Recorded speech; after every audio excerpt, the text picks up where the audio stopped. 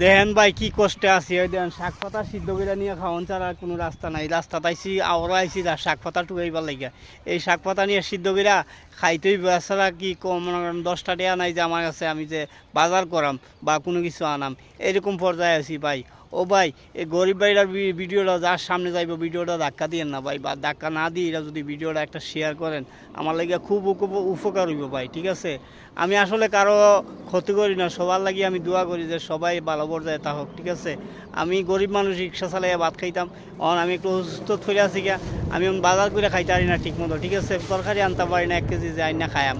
এই জন্য শাক আরও আইসি, শাক সিদ্ধ এটি নেওয়া লাগে নিয়ে সিদ্ধ করে খায়াম।